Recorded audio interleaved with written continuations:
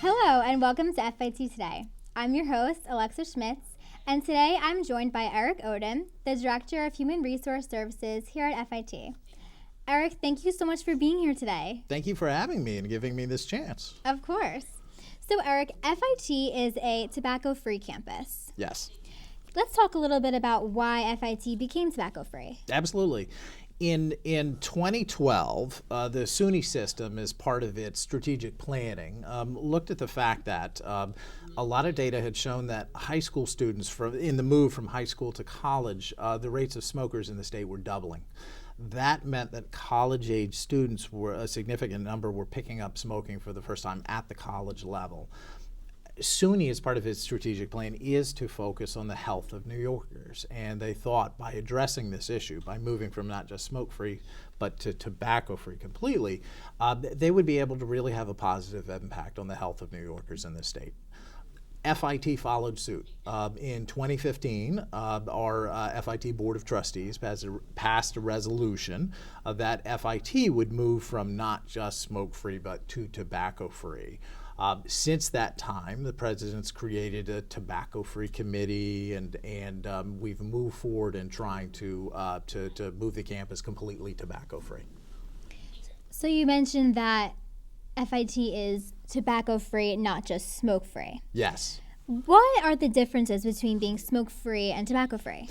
Smoke-free obviously is exactly what it sounds like, no smoking per se, but what's happened is in many areas as smoke-free has taken hold, a number of alternative tobacco products such as chewing tobacco and smokeless type tobaccos, which also are not particularly safe, have grown in popularity. And so the completely tobacco-free policy is an attempt to address that growing issue. I see. And there are so many different products, and it's definitely important to just kind of take it all by the head and just eliminate all of it. Absolutely. So let's talk about some of the benefits of FIT being tobacco-free. Well, there really are a number of benefits. Obviously, the most obvious benefit is the health consequences. Here we've got a policy, and most policies don't do this, but we have a policy that actually, if it can convince or stop a few people from becoming addicted to tobacco, we've made a positive impact on their health outcomes for their life, and that's really a significant accomplishment. Additionally, there are sustainability issues. The deforestation is caused by the use and growing of tobacco products, and it's heavily pesticide usage to keep many of the bugs and so forth from the tobacco. So that is a large impact on the environment. A little closer to home, obviously, there is the idea of simply littering. The cigarette butts are not truly biodegradable, and it's one of the number one sources of litter around the world. As well, one of the biggest issues is really just respect for your fellow community members. Most people are aware, at least to some degree, that smoking is bad for your health, and certainly having a tobacco-free environment is something that we can do to respect everyone around us in the FIT community. And we shouldn't forget that it saves an awful lot of money. There's very high taxes in New York City, and I do not know what a pack of cigarettes costs these days, but I wouldn't shock me at all if it was $10 or $15. So it is a tremendous cost as well. Definitely, and all those things are so important.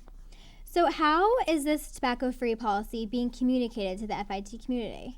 So apart from simply passing and publishing the policy, which is on the FIT website, the president appointed a tobacco-free committee, and I'm a member of that committee.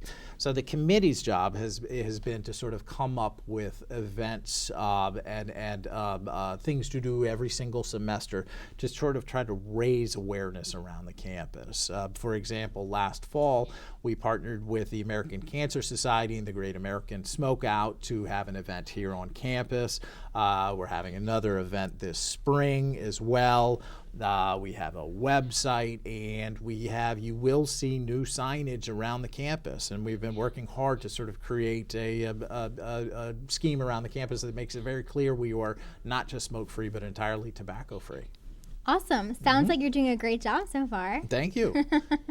So as an FIT student, what are my responsibilities in regards to this tobacco-free policy?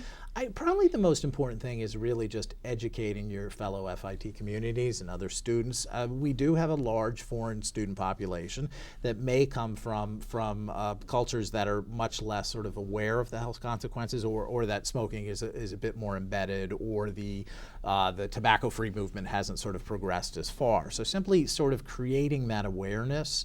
We are an urban campus, so certainly you can see people that have nothing to do with FIT and the FIT community walking down the street and smoking, but to know that we are making every effort to become a completely tobacco-free campus. So raising that awareness.